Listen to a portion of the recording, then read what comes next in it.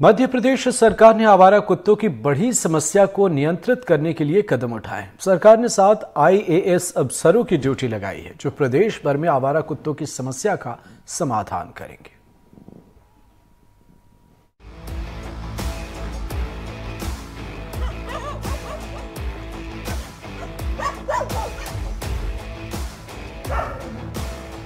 सड़क, सदन और अब मंत्रालय में आवारा कुत्तों की मनमानी के बाद सरकार ने फैसला किया है कि 7 वरिष्ठ IAS अफसर मध्य प्रदेश में इन कुत्तों की निगरानी करेंगे।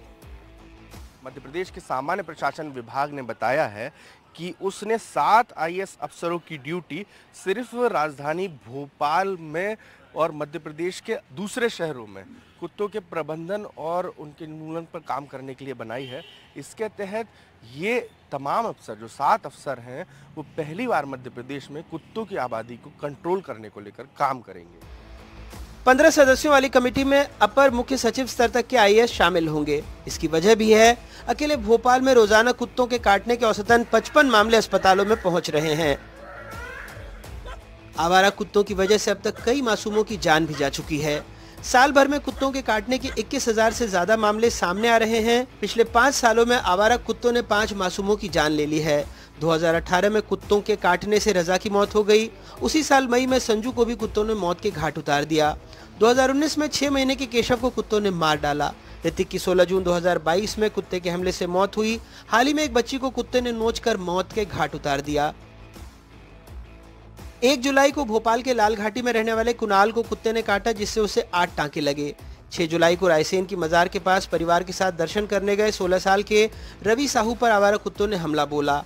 9 जुलाई को होशंगाबाद के सेठानी घाट पर दर्शन करने गए व्यक्ति पर आवारा कुत्तों ने हमला किया, जिससे उसके पैर पर गहरे घाव हो गए। सरकार कहती है आंकड़ों को देखकर उसने फैसला किया है, वहीं विपक्ष का आरोप है आंकड़े सरकारी विफलता दर्शाते हैं। तो नियंत्रण करने के लिए बड़े सीनियर IAS अधिकारियों की कमेटी बनाई है।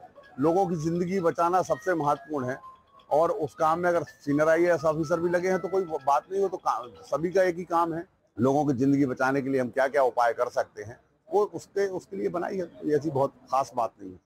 मुझे लगता है कि भाजपा सरकार को प्रदेश के अंदर IAS लगता फ्री बैठे हुए लगता है, इनके पास कोई काम नहीं, इसलिए इन्होंने सब जो निगरानी समिति बनाई है तो IAS को उन्होंने कुत्तों की निगरानी का काम दे दिया। तो बड़ा आश्चर्य की बात है कि क्या प्रदेश सरकार में IAS के लिए काम नहीं है। और रही बात निगरानी रहेगी तो कैसी होगी, क्या ये लोग सड़क पे जाएंगे, क्या कलेक्टर जाएंगे? तो सरकार बताए क्या इस प्रकार के निर्णय क्या हास्यप्रद नहीं है सरकार के लिए?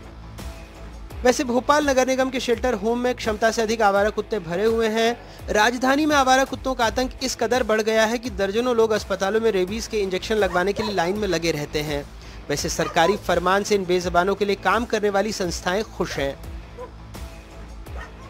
अपने आप में बहुत ही अनूठा एक फैसला रहा है सरकार का और मेरे हिसाब से भारत में पहला ऐसा कोई उच्च अधिकारियों की कोई कमेटी गठित की गई है। जिस रैंक के अधिकारी हैं, मुझे उम्मीद है कि ये आने वाले समय में कुछ ऐसी गाइडलाइंस ला पाएंगे जिससे ना सिर्फ जानवरों का कुछ संरक्षण हो पाए बल्कि इंसान की भी जान बचाई जा सके। अस्पतालों से मिले आंकड़े बताते हैं कि 2022 में कुत्ते के काटने की कुल 8,124 घटनाएं दर्ज की गईं। 2023 में ये लगभग दोगुनी होकर 16,387 हो गईं। 2024 के पहले 5 महीनों में कुत्ते के काटने के 7,728 मामले सामने आए हैं। संभवतः मध्य प्रदेश देश में पहला ऐसा राज्य होगा जिसने कुत्ता प्रबंधन को लेकर 7 सीनियर IAS की ड्यूटी लगाई है।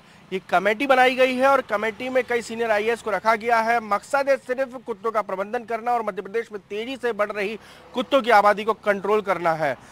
मध्य प्रदेश में पिछले कुछ दिनों में जिस तरीके से डॉग बाइटिंग के मामले सामने आए थे, सरकार बहुत परेशान हो गई थी। उसके बाद रोजाना होने वाले डॉग बाइटिंग के मामलों और आम लोगों के बीच, पशु प्रेमी और आम लोगों के बीच जिस तरीके से झगड़े होते थे, रोजनांचे में दर्ज होने लग गए थे। सरकार के सामने चुनौती थी कि आखिर इस पर कैसे कंट्रोल पाया जाए। यही कारण है कि अब सरकार पूरी तरीके से प्रबंधन में जुट गई है और बेहतर मैनेजमेंट के बाद इन आवारा कुत्तों को जो है वो उनके बेहतरी के लिए कामकाज किए जाएंगे। राजू बाथम के साथ अजय शर्मा, NDTV।